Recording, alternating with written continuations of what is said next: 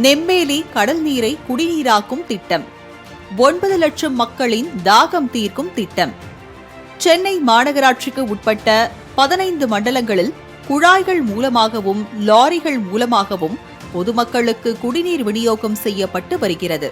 ஒரு நாளைக்கு பொதுமக்களின் பயன்பாடு சராசரியாக 110 கோடி லிட்டர் குடிநீராக உள்ளது. பூண்டி, சோழவரம், செம்பரம்பாக்கம், புழல் ஏரி, தேர்வாய் கண்டிகை உள்ளிட்ட பல்வேறு ஏரிகளில் இருந்து பொதுமக்கள் பயன்பாட்டிற்கான நீர் எடுக்கப்பட்டாலும் சென்னையில் வளர்ந்து வரும் தொழில் நிறுவனங்களுக்கான நீர் தேவை மற்றும் குடியிருப்பு திட்டமாக கடல் நீரை குடிநீராக்கும் திட்டம் செயல்படுத்தப்பட்டு வருகிறது. வடசென்னை மக்கள் பயன்பெறும் வகையில் கடந்த 2010ஆம் ஆண்டு அப்போதைய முதலமைச்சர் கருணாநிதி மீஞ்சூரில் இத்திட்டத்தை தொடங்கி வைத்தார். சென்னையில் வற்றாத நீர்நிலைகள் எதுவும் இல்லாத நிலையில் சென்னையில் நாளுக்கு நாள் நீரின் தேவை அதிகரித்து வருகிறது. இதனால் நீரின் தேவையை பூர்த்தி செய்யும் வகையில் கடல் நீரை குடிநீராக்கும் ஆலையை கட்டமைக்கப்பட வேண்டிய சூழல் உருவாகியது. பின்னர் தென்சென்னை மக்கள் பயன்பெறும் வகையில் 2019ஆம் ஆண்டு நெம்மேலியில் 10 கோடி லிட்டர் கடல் நீரை குடிநீராக்கும் திட்டத்தின் 2வது ஆலையை அப்போதைய முதலமைச்சர் எடப்பாடி பழனிசாமி அடிக்கல் நாட்டி தொடங்கி வைத்தார். 1689 கோடி ரூபாய் செலவில் இத்திட்டம் செயல்படுத்தப்பட்டது.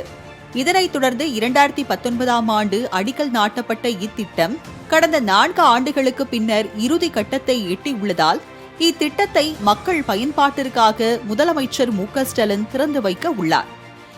48 கிலோமீட்டர் பைப் லைன் பதிக்கப்பட்டு அந்த பைப் லைன் பதிக்கிற இடங்கள்லாம் முடிக்கப்பட்டிருக்கிறது. 19 இடங்களிலே நீர்த்தேக்க தொட்டி அமைக்கப்பட்டு விநியோகத்திற்காக சரியாக இருக்கிறது. கிட்டத்தட்ட 100 MLD தண்ணீர் இன்னும் ஓரிரு நாட்களில் அது உற்பத்தி செய்து தரக்கூடிய அளவிற்கு இன்றைக்கு தயாராக இருக்கிறது.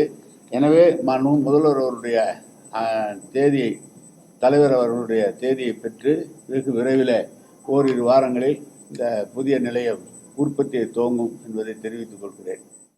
இத்திட்டத்தின் மூலம் சோழிங்கநல்லூர், வேளச்சேரி, மடிப்பாக்கம், உள்ளகரம், ஆலந்தூர், பரங்கிமலை, மேடவாக்கம், கோவிலம்பாக்கம், நன்மங்கலம், கீழ்கட்டளை, மூவரசம்பேட்டை, பல்லாவரம் ஆகிய 12 பகுதிகளுக்கு குடிநீர் விநியோகம் செய்யப்பட உள்ளது. 1516 கோடி ரூபாயில் கட்டுமான பணி தொடங்கியது.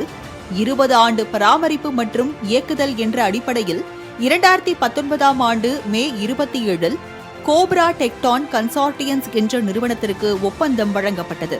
இதற்கான கட்டுமான பணி 2020ஆம் ஆண்டு 28ஆம் தேதி தொடங்கியது. கடல்சார் பணிகள், இயந்திரவியல், மின் இணைப்பு, குழாய் பதிப்பு, நீரேற்ற நிலையங்கள் கட்டுதல் போன்ற பணிகள் முடிக்கப்பட்டன. கடல்சார் பணியில் 2250 மில்லிமீட்டர் விட்டம் கொண்ட 1035 மீட்டர் நீளத்தில் கடல் நீரை உள்வாங்கும் குழாய் பதிக்கப்பட்டுள்ளது.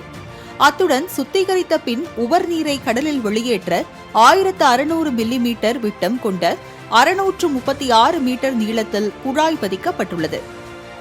சில நேரங்களில் பற்றாக்குறை ஏற்படுகிற போதுதான் இந்த தண்ணீரை கொண்டு போய் தான் நிறவடைகிறது. அதை தாண்டி இந்த மெட்ரோ சென்னை குடிநீர் வழங்கல் வாரியம் மூலமாக ஒரு மிகப்பெரிய திட்டமாக அனைத்து திட்டங்களையும் ஒன்றிணைந்து பைப் லைன் போடுவதற்காக ஒரு திட்டங்கள் தயாரிக்கப்பட்டிருக்கிறது. அந்த திட்டம் முடியுமானால் ரிப்பேர் ஆகிட்டா கூட இன்னொரு இடத்துல இருந்து கரெக்டாக தண்ணி கொடுக்கும். எந்த இடத்துலையும் தண்ணி சீராக கொடுக்கறதுக்குள்ள ஏற்பாடும் பண்ணிடலாம். திட்ட அறிக்கை தயார் பண்ணிட்டு இருக்காங்க. சுத்திகரிக்கப்பட்ட குடிநீரை 12 இடங்களில் விநியோகிக்க 48.10 கிலோமீட்டர் தூரத்தில் 300, 1000, 1200 மற்றும் 1400 மில்லிமீட்டர் விட்டம் கொண்ட குழாய்கள் பதிக்கப்பட்டுள்ளன.